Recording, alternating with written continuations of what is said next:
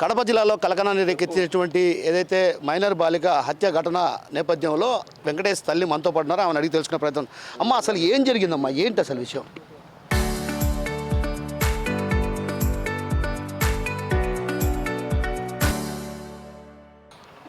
ఏం జరిగింది అనేది నాకు కూడా తెలియదు సార్.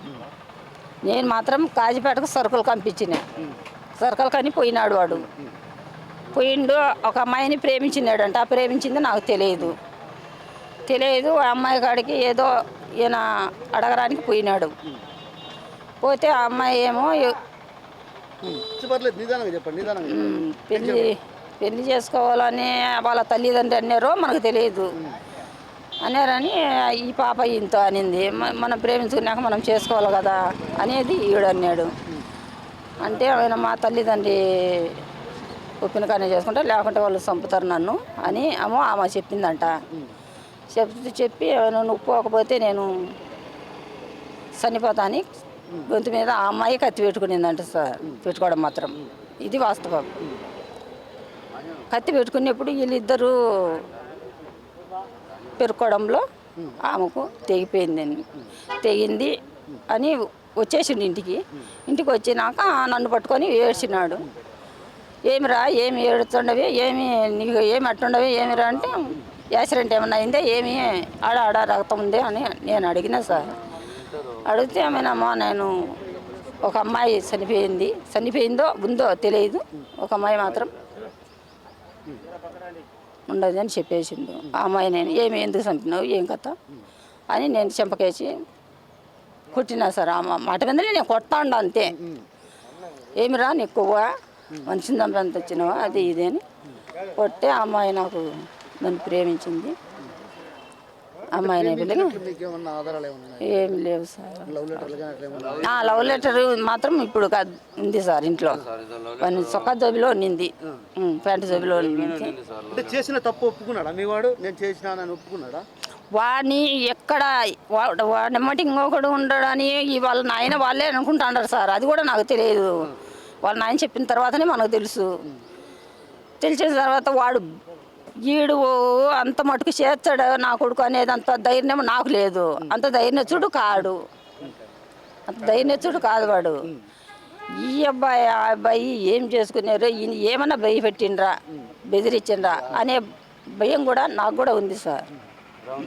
అంటే మీరు చివరిగా ఏం కోరుకుంటారు? అంటే మీ వాడు తప్పు చేశాడు అనేది సమాజంలో చూపుతున్నటువంటి వాదన.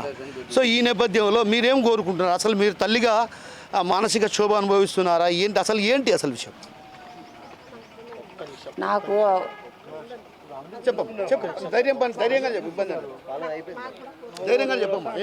నాకైతే 3 ఏళ్ళ పిల్లనప్పుడు వాళ్ళ తండ్రి చనిపోయిండు సార్. 3 ఏళ్ళ పిల్లనప్పుడు వాళ్ళ తండ్రి చనిపోయినాడు. నేను ఏదో కూలి పని చేసి సాకి సందరించిన. ఇది వాడు చేసిండో లేదో ఆ దేవునికి తెలియాలా, వానికి తెలియాలా.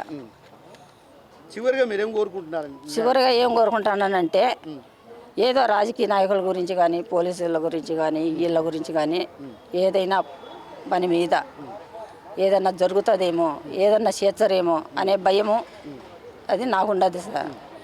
ఉన్నప్పుడు అని కోర్టుకు ఆధారపరిచి కోర్టులో ఏది శిక్ష వేస్తారో అది వేసినా నాకు సమ్మతే సార్.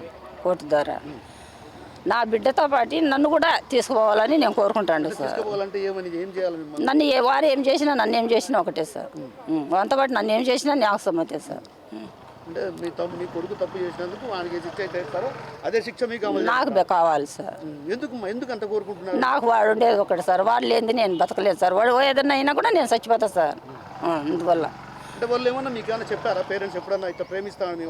చెప్పలేదు సార్. చెప్పిందంటే నేను దండించుకునేదాన్ని సార్. వాళ్ళతో చెప్పిండు కదా, వాళ్ళకి తెలుసు. వాళ్ళు వచ్చి నాకు ఒక మాట అనలేదు సార్. ఎప్పుడు 2 మాటలు జరిగిందని అయిపో చెప్తా అన్నాడు. దాంట్లో చూచే చెప్తా అన్నాడు. ఇప్పుడు అదే మాట వచ్చి నాకు ఎప్పుడు అనలేదు. ఏమో మీ కొడుకు ఇట్లా అన్నాడు, ఇట్లా దండించుకో అని అంటే అది ఒక మాట నా చేతుల్లో నేను దండించుకొని నేను కస్టడీలో పెట్టుకునేదానేమో సార్. అది మాత్రం నాకు తెలియదు సార్, చెప్పలేదు.